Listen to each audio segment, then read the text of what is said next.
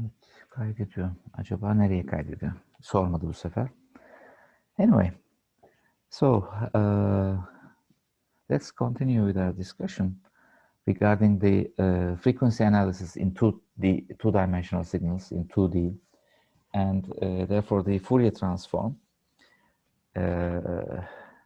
of images or of two-dimensional signals.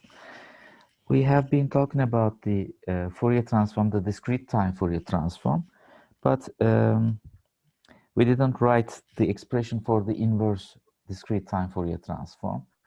The inversion is also a little bit critical because it contains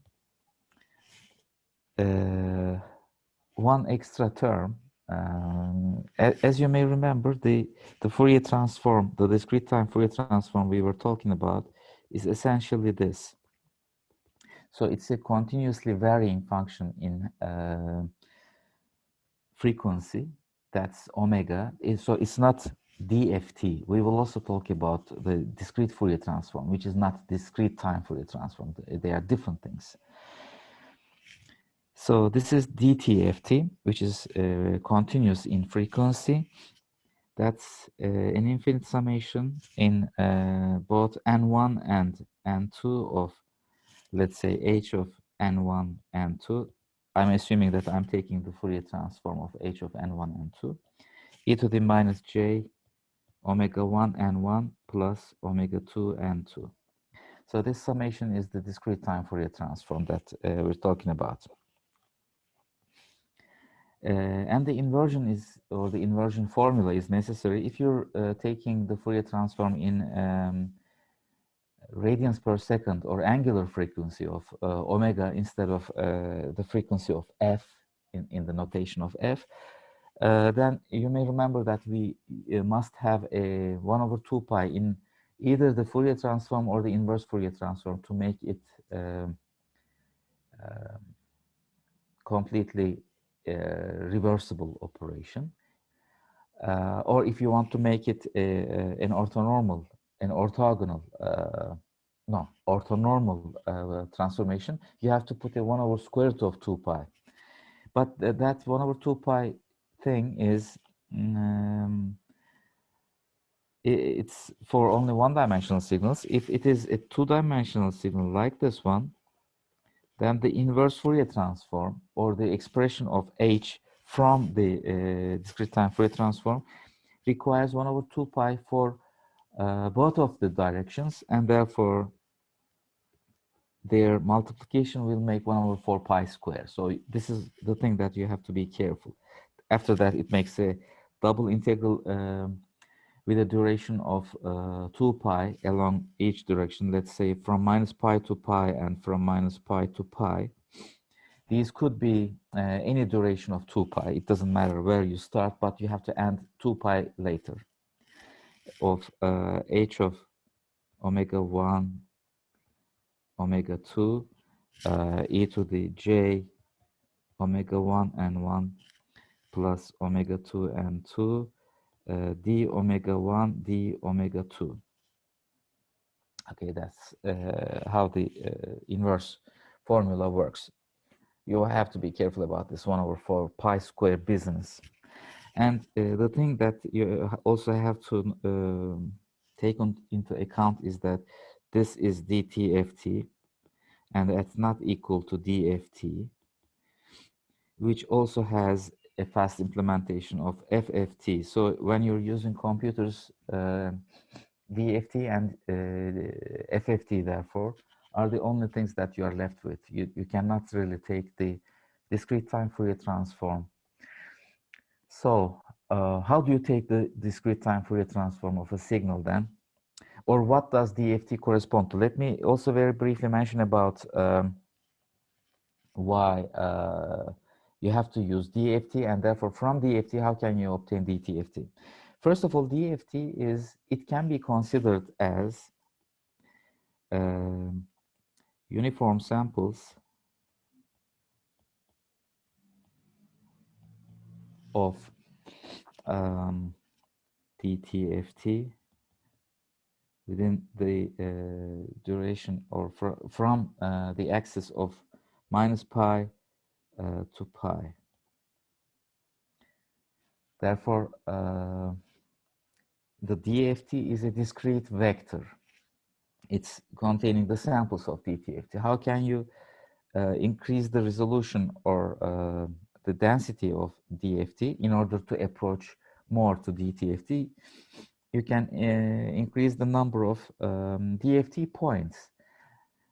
But if DFT is determined by, or if the signal points, the number of points that you're taking is determined by the signal amount itself, if you have only, let's say, 8 samples, it's a length 8 discrete time vector, then how do you take the DFT of it? It will be an 8-point DFT. But what you can do is also to notice that DFT is also equivalent to, how can I express it? It's the discrete time Fourier series coefficients. And this is also indicating that you have to be careful about application of DFT. These are the Fourier series coefficients of a discrete time signal, discrete time Fourier series. Now, let me ask you this question. Suppose that you have a discrete time signal with period, let's say, 8, okay? Then how many discrete time Fourier series coefficients would you have?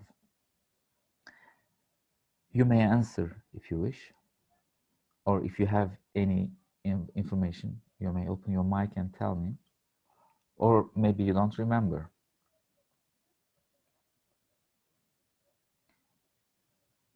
Clearly, you don't. The number of discrete time Fourier series coefficients, distinct Fourier series coefficients, would be 8. But the number of Fourier series coefficients will be more, of course. However, for example, for a length 8 or a period of 8 sequence, which is repeating itself after 8, etc., the Fourier series coefficients will also be periodic. You will have 8 distinct coefficients, and then after 8, the Fourier series coefficients will be the same.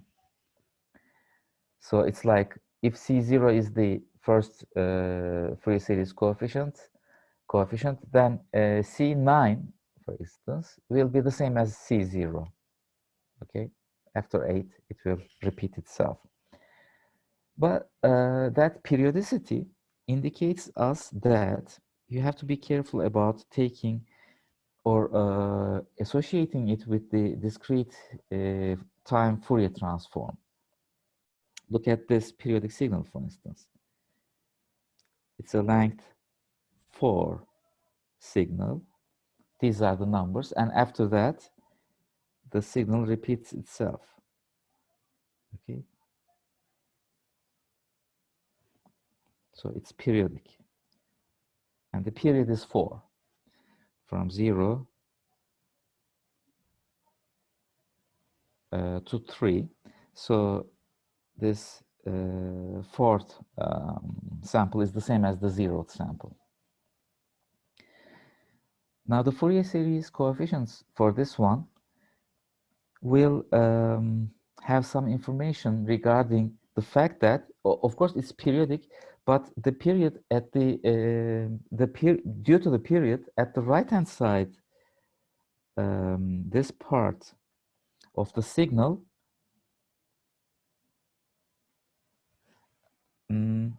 after 0 comes another large value. So there seems to be an edge. So this is not, what I'm trying to say is, this is not the same as this signal.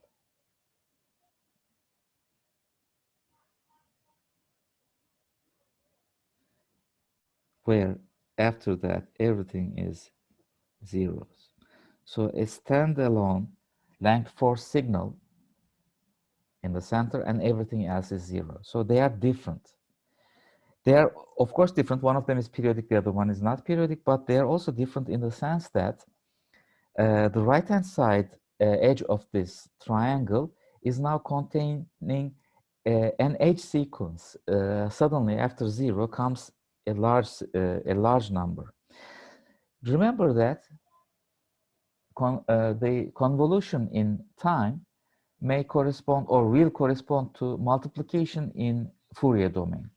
Now, if you take the Fourier transform of this one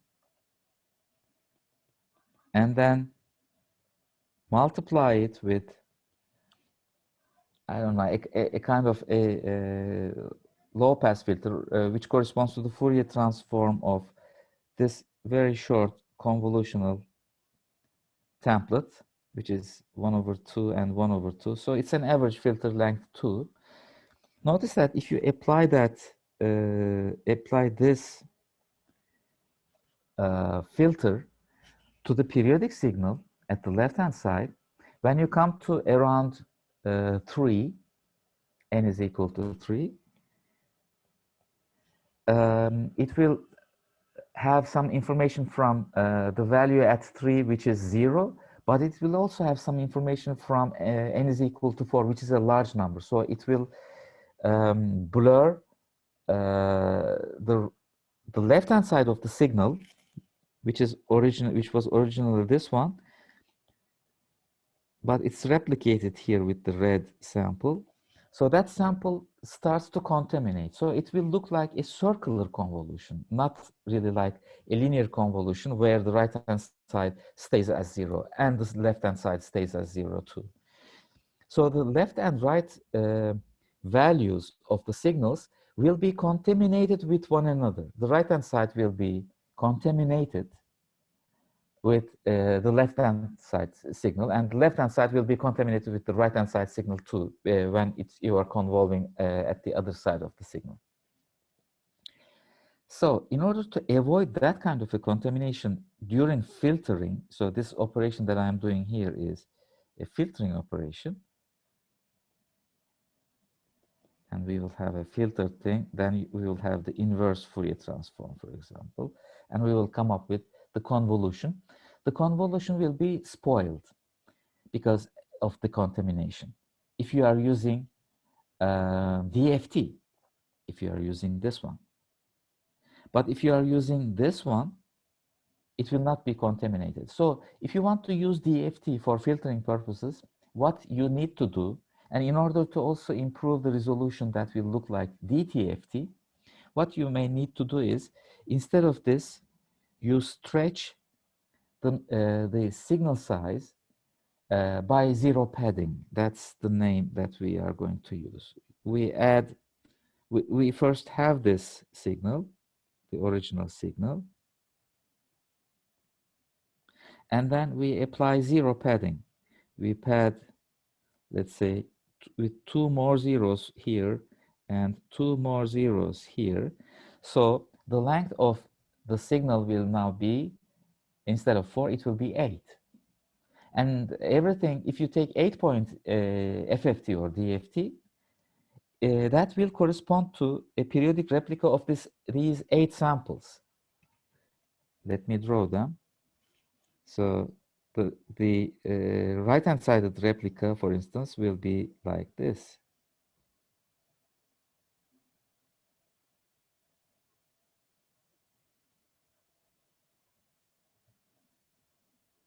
Like this replica. And the left-hand sided replica will also be like that, similar to that. Right? Like this. Now, when you multiply the FFT's coefficients with the FFT, 8-point FFT, of course, of this filter, what's an 8-point FFT of this one? You have to add 3 more zeros to the right-hand side and 3 more zeros to the left-hand side of this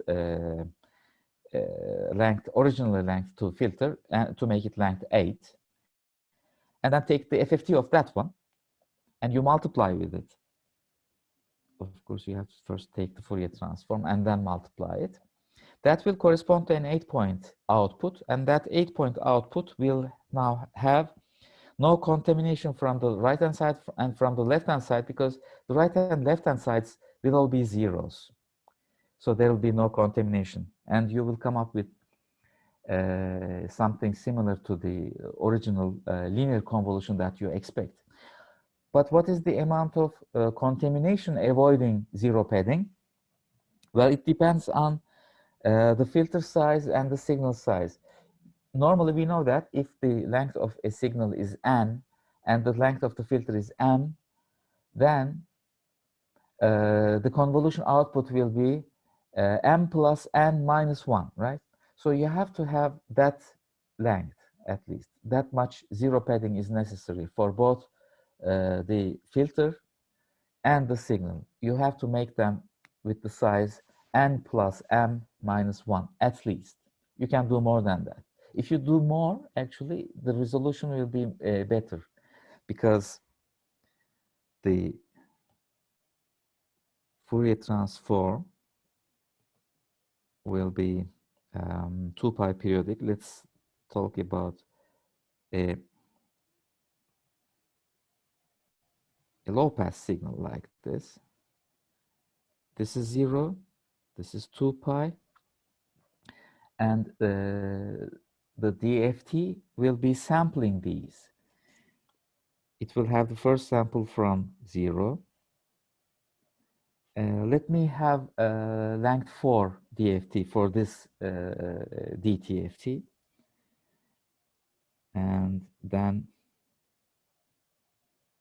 I will have these 3 coefficients as the DFT, capital X of 0, capital X of 1, 2, and 3 will be these 4 samples. As you see, the next sample, capital X4, for instance, imaginary hypothetical sample, will correspond to capital X of 0, which will be here, like this. So the next 4 samples will be exactly the same as the first 4 samples. And DFT is going to give you this. How can you improve the resolution to come up with some extra information in between, for example, these? Then you have to take 8-point DFT. In MATLAB, for instance, let me give you a direct example from MATLAB. If X is your data vector, then you can say capital X is equal to FFT X comma 8. That would make an 8-point DFT, and it will equally balance the left-hand side and the right-hand side by 0 padding. Therefore, the phase or the angle will not change. You don't have to deal with 0 paddings anymore. You just say, put 8. And this capital X will be a length 8 vector.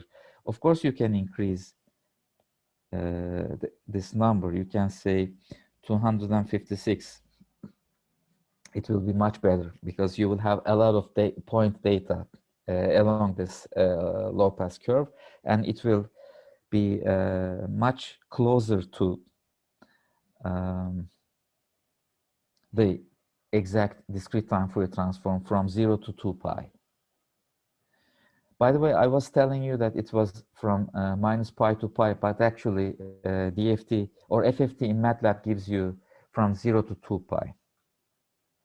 But it's the same, right? From 0 to 2 pi is the same as from minus pi to pi. In order to shift everything to between minus pi and pi, you have to apply the so-called FFT shift of capital X. That would make the output of this, let's call it Y.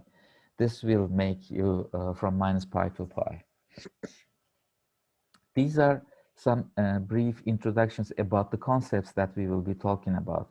And if you are taking the two-dimensional DFT and FFT versions, etc., the situation is just extended to 2 dimensions. And you have to be careful about which point of your FFT corresponds to pi, which point of your FFT corresponds to another frequency.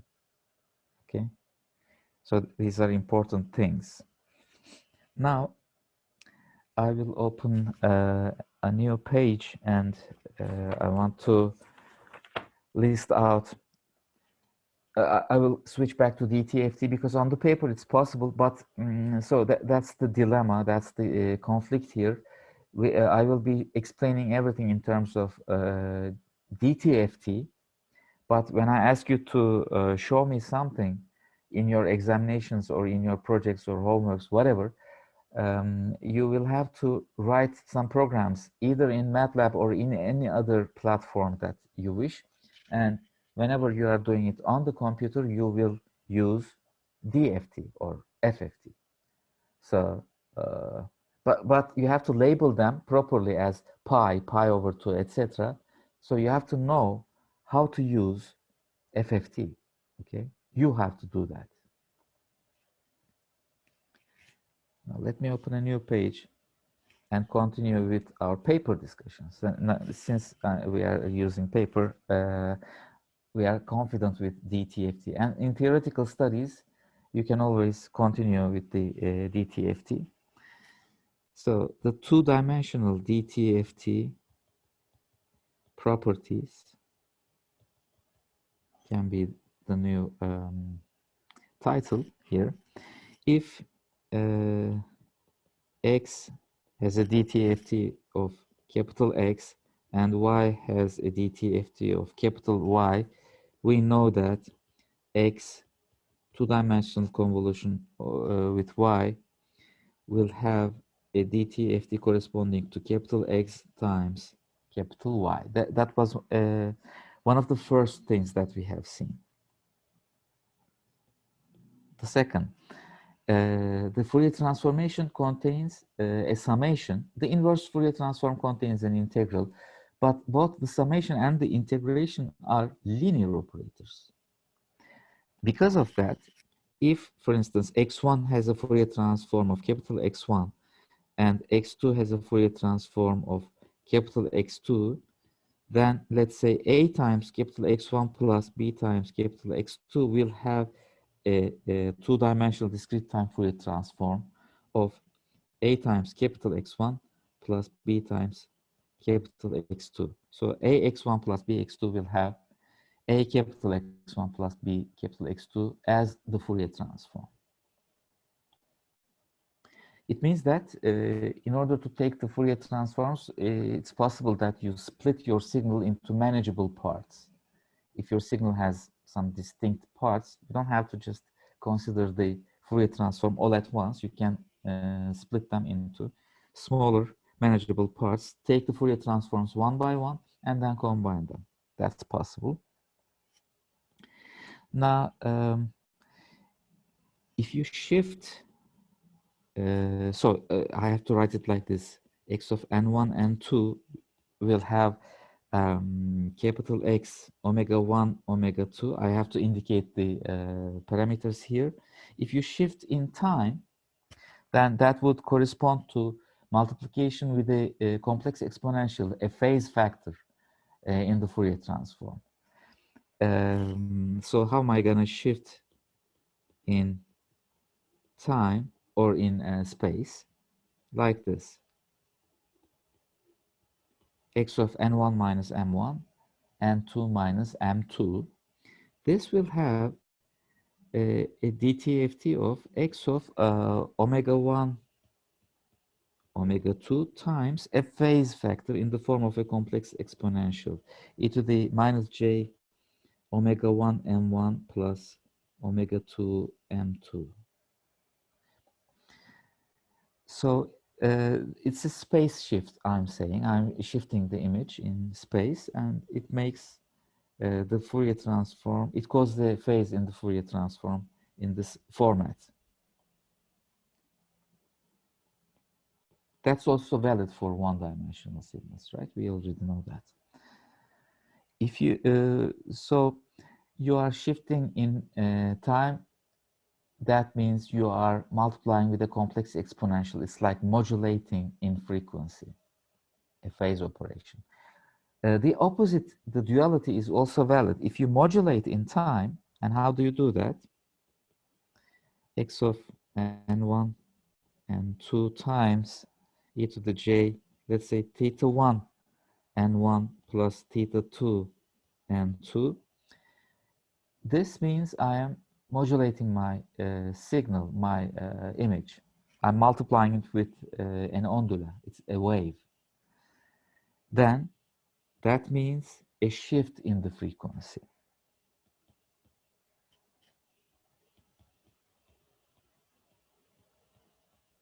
like this. This is the modulation that we know from telecommunications. It's like I'm multiplying with a sinusoid in the time domain, which is double sideband surface carrier modulation in telecommunications for, let's say, transmission purposes. Then the Fourier transform frequency will be shifted to that higher frequency. That is modulation, as we know. The same thing is valid for two-dimensional signals. The problem is that we don't use this. I mean, why do we do that? But it may be a defect. That modulation may already be encountered during your grabbing of the image. It may have some waveform, some wave ondula on it in the form of a multiplication. Maybe it's already modulated. Then you can detect how much modulation it contains by looking at the Fourier transform of it, and you see that the Fourier transform is shifted.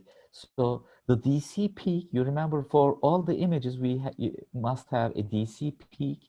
That peak is moved to some point, another point. That movement amount would correspond to how much the original signal is modulated. And you can correct for that. You can demodulate. You can multiply with e to the minus j, theta 1 and 1 plus theta 2 and 2, which will just cancel the modulation effect.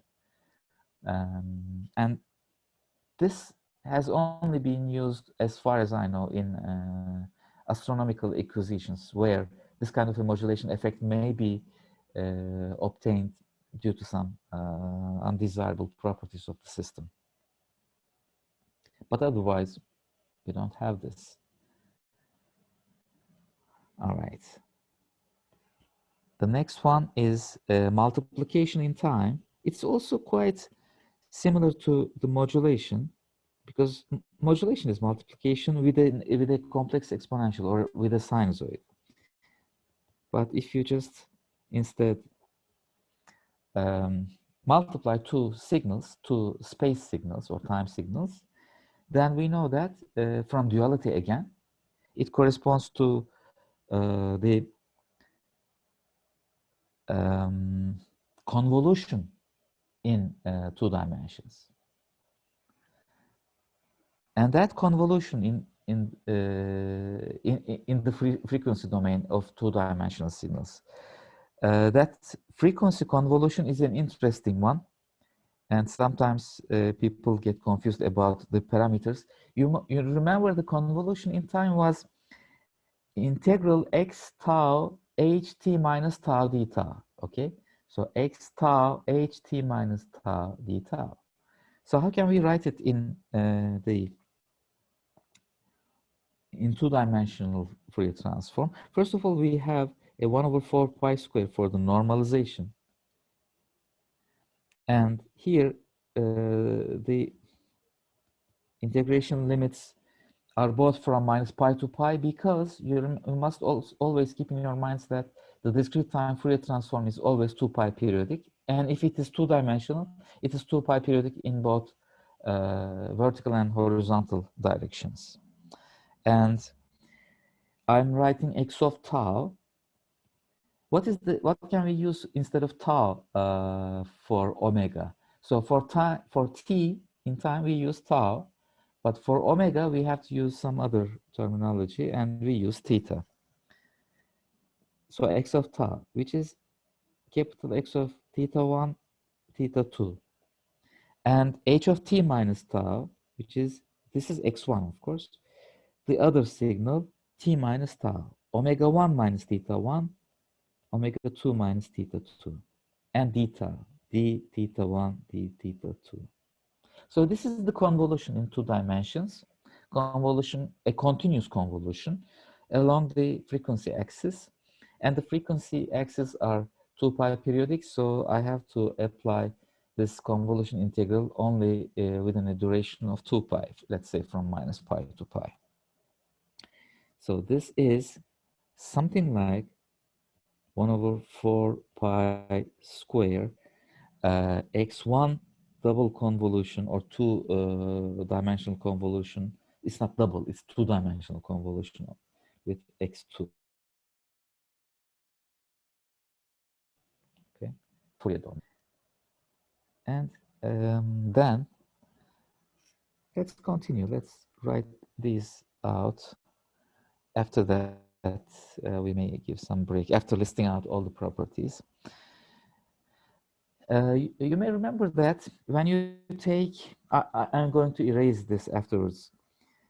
If x of t has a Fourier transform of x of omega, do you remember what the derivative will have in the frequency domain? This is something that you should really remember. So I'm expecting an answer from one of you guys here. So we are here. And the students are also here. Just open your mic and tell me the answer.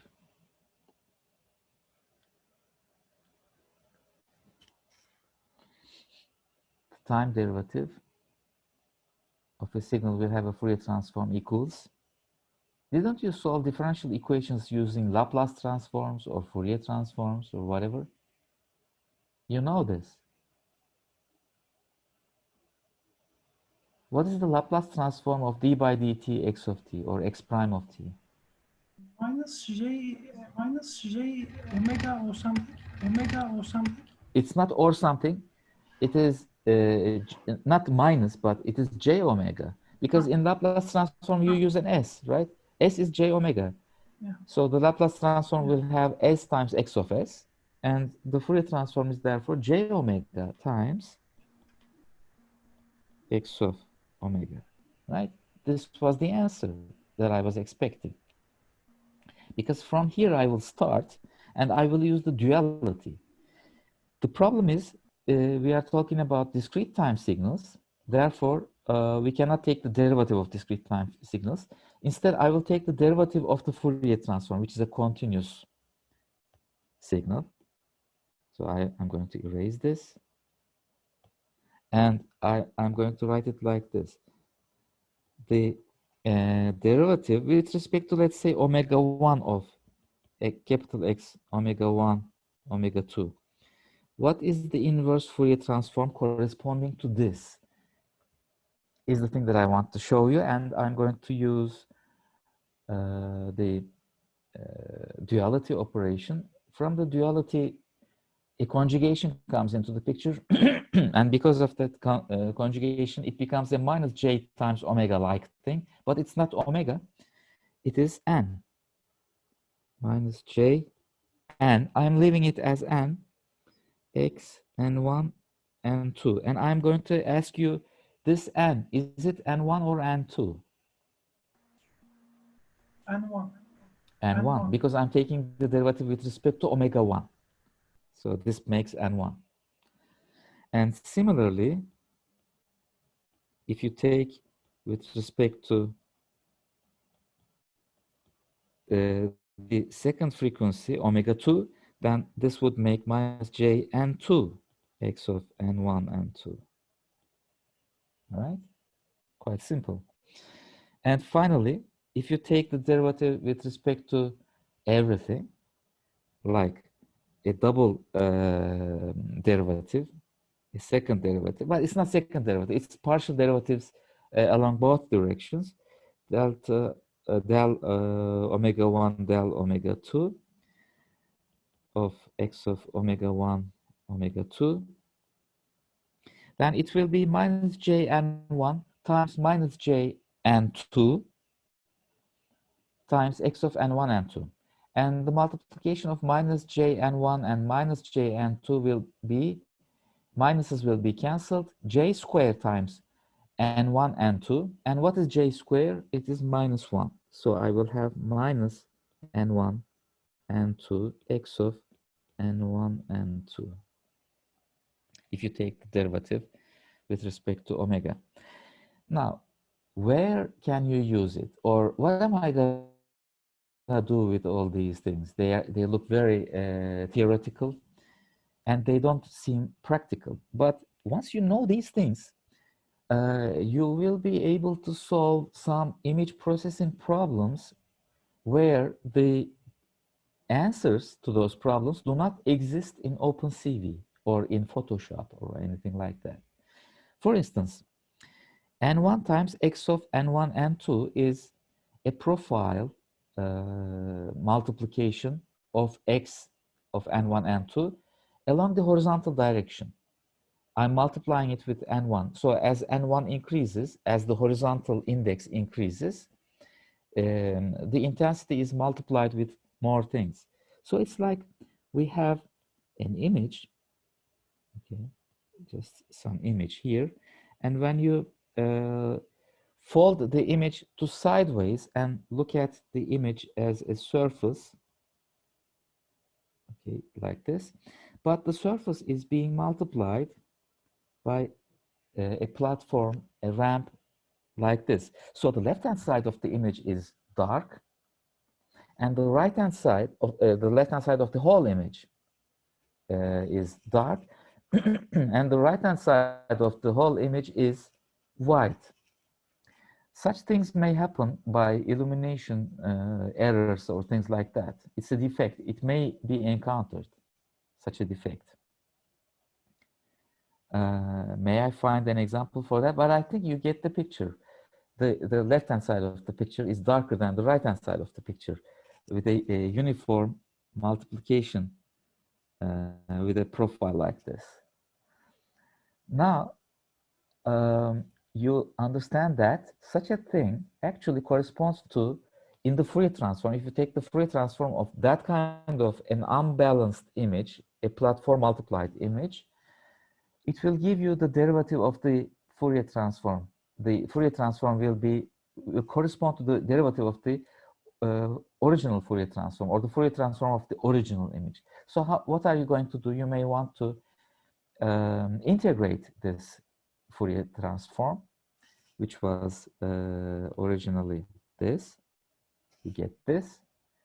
So you integrate it horizontally, and you will come up with x of omega 1, omega 2, which is the Fourier transform of your original signal x of n1, n2 before multiplication with this kind of a profile and making an error. So you can correct these kinds of mistakes, right? Correction is possible, and it's easier if you know the Fourier transform attitude of these things. The knowledge of Fourier transform is an exceptional knowledge for anybody who is working on image processing. I will give you another example which is not related to this one, but that is more encountered, more commonly encountered. Suppose that you are moving in a car, okay, and you are taking a picture from the side window. So there is a motion, horizontal motion that is happening, and depending on how fast you are going, if the shutter speed is short, yeah, if the shutter speed is short or the shutter duration is long, then the shutter opens, you move horizontally, and then the shutter closes, and therefore that makes a horizontal motion blur, if you understand what I mean, okay? A horizontal motion blur. But you don't know how much horizontal motion blur has been done. You don't know that. So it's like there is a signal. I'm looking at only one line, one horizontal line of the image right now, just to show it in one dimension so that I can plot. There was a profile like this. It's just an image. Images. I cut the image and I draw it in one dimension, and then this. It's like this is x1 of t, and I have an h of t, which is a blurring filter, and it's a horizontal blur, which is a shutter opening and going and closing. That will be this h of t. This is from 0 to capital T. Capital T is the shutter duration. It opens and it closes at capital T. If it is shorter, it looks like an impulse function. And you are actually convolving these two.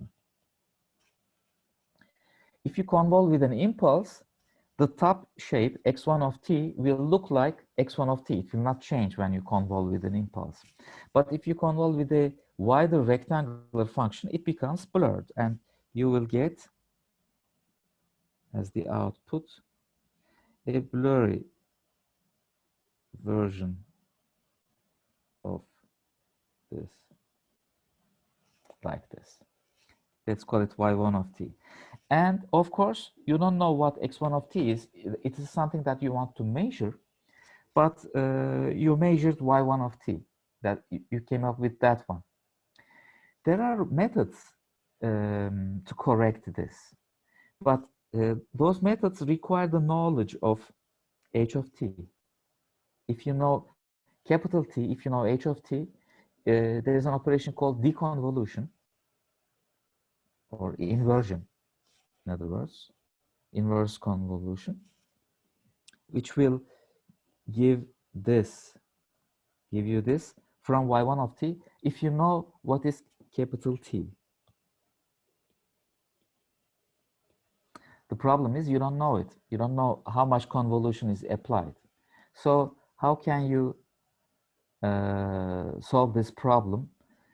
This is such a critical problem that in any kind of biomedical, military, or any applications, this kind of a problem always occurs. That's why I'm occasionally giving this example. This may not be the first time I'm giving this example. It may be multiple times, but it's important. So you have to detect this capital T. And how do you do that? The way to do it is as follows. You take the Fourier transform of your signal or the image.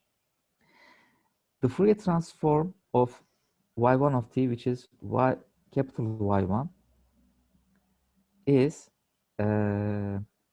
capital X1 times capital H, isn't it? So you are trying to estimate what is H. Because when you estimate it, it means you found capital T, and when you find capital T, there are methods to make this inversion. So we are trying to find what is H, capital H or capital T. Now this thing as an image will have a Fourier transform. I will draw it in 2 dimensions. I'll try to draw it like this. Like this. These lines that I'm drawing are actually zero crossings, because when you tilt this profile like this and look at it, it actually looks like this. And these zero crossings will be here. Okay, that's what I mean. Why does it happen this way? Because the zero crossing is exactly giving you a zero value, a very small and extremely small value. And when you multiply these zero crossing things with the Fourier transform of x1, which is, I don't know, just any kind of a Fourier transform image, whatever it is, that surface 2-dimensional Fourier transform is multiplied by this sinc shape, sinc wave in 2 dimensions, and when you multiply them, it will certainly give you the same 0 crossings here, because whenever you multiply something with 0, it will give you 0. So you look at the Fourier transform and you notice that there are stripes of zeros in the Fourier transform, and you measure the distance between those 0 stripes. It is, this thing is 2 pi over capital T. You measure it and say that it must be 2 pi over capital T. From there, you discover what capital T is and put it here and say that, well, obviously capital T was that. And from there, you can invert the system and correct the blurring effect. So from y1 of t, you will now reconstruct x1 of t, because now you know capital T, and this is how you find it. And that requires the knowledge of the Fourier transform. It's a very critical information. And no engineer will tell you this. And it does not exist in the regular literature or in papers or anything like that. It's just the knowledge that you're supposed to know if you say that you know image processing. Okay, some kind of a blur is like this. If you don't know any image processing, what you could say is something like this from here, from y1 of t to x1 of t, let me have a lot of examples and let me do machine learning. And from the machine learning, the system will try to learn how to invert the system and how to make it sharper using deep neural networks, for example, convolutional neural networks and things like that. That's also possible, of course. I mean, nowadays people are just preferring that way, maybe, because they don't know how to do it analytically, but there is an analytical solution. And there is a Wiener filtering approach which inverts the blurring effect, the convolution, and that's also available. So why don't you just do it from one example? From even one example, you can solve it, but with machine learning, you need several examples, preferably millions of examples. But you have only one. You took it and you want to make it sharper. So it's up to you to either be an image processing guy or a guy who is not aware of these informations. Fourier transform domain is very critical. Please try to take the Fourier transforms of DTFTs or DFTs of a lot of images and see how they look. We have been talking about this in the last week as well. I gave you some shapes and how to recognize those shapes from their Fourier transforms. That's a critical information, okay? These things are also critical. Now I will be a little bit more quick. The next property is if you take the mirror of the image horizontally or vertically, the Fourier transform is mirrored horizontally and vertically in the same way. Like if you have x of n1 minus n1, n2 will make the Fourier transform of capital X of minus omega 1, omega 2. Or if n2 is negated, then omega 2 will be negated. If both of them are negated, then both omega 1 and omega 2 will be negated. And if you transpose the image, like x of n2, n1, then the Fourier transform is transposed the same way, like x of omega 2, omega 1, like this. In fact, if you rotate x by some angle theta, or let's not use theta, because theta we are using for something else. If you rotate x by alpha, then in the Fourier domain you rotate capital X by the same alpha. So the Fourier transforms and the images rotate the same way. All right. That's a property of the discrete time Fourier transform. There are some unimportant, let's say, properties, like if you conjugate x in values, which is not never encountered because images are real valued, they are not complex valued, so what's a conjugation? But technically this is possible. Capital X conjugate of minus omega 1 minus omega 2 will be the Fourier transform for that. That's the complex conjugation property, just like in one-dimensional regular signals. And from there, I can deduce further things like the real part of X. This is important, by the way. Although X is, of course, real in images, knowing this property will tell you something. Real part of X makes a conjugate symmetric version of capital X. How do you find the conjugate symmetric of it?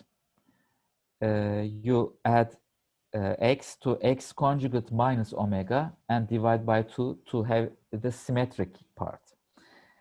But we know that images are already real. So for real images, this Fourier transform X is always conjugate symmetric. So your Fourier transform is symmetric but conjugate symmetric. Like in the center for the DC, from the center you come up with a Fourier transform, something like this. You go along any direction, the samples that you encounter will be exactly the same as the conjugates of the samples you go in the opposite direction. Because this shape, the right, left, and top, bottom, and all angles are symmetric. It is symmetric around the origin. It's not circularly symmetric. I'm not talking about circular symmetry, but for example, this sample here will be the conjugate of this sample here. Okay. These two samples, two green samples, are conjugates of one another, always. That's conjugate symmetry.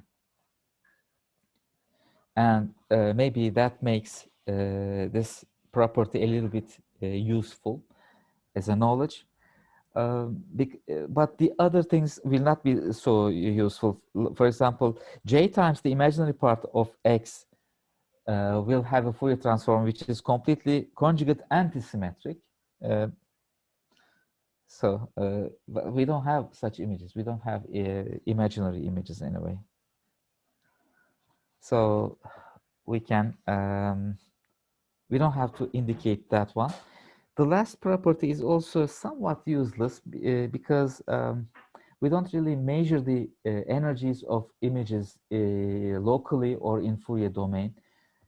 But if it is a two-dimensional signal from, let's say, seismic data, then it is not an image anymore, but it's two-dimensional, and then this information may be of help. And you will also remember this. If x of n1, n2 will have a Fourier transform of capital X, omega 1, omega 2, then the total energy of n1 and n2 in time domain, like this, is equal to the total energy in from both pi to pi in both directions in the Fourier domain.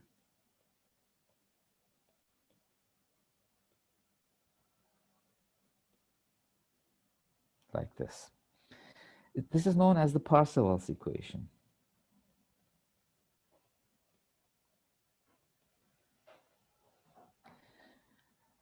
And you may imagine this one as the energy per pixel. And this is the energy density per frequency slot, like per d omega 1, d omega 2. And when you accumulate in both domains, you will come up with the same energy. So the Fourier transform is therefore an energy preserving transform, which makes it an orthonormal like transformation. This is known as the Parseval's equation. Somehow, for instance, if you have a sink shape or something like that in time, for instance, then we know that its Fourier transform is rectangular, and evaluating the energy of rectangles or even evaluating the integrals of rectangular shapes is easier than evaluating the area under sink square like shapes. So whichever is easier for energy calculation, you can use that domain. This property is telling us that. So these are the properties that I want to list out as a whole. We will continue with the discussion of the Fourier transform, but we can now give some break. Let's give a break up until 11 o'clock. And at 11 o'clock, we will start again, and we will continue up to 12 o'clock, noon time. If you have any questions regarding all these things that we have seen, you may ask. Or if you don't, then we may just stop the recording and stop the lecture until 11 o'clock. Any questions now? Or did you die already?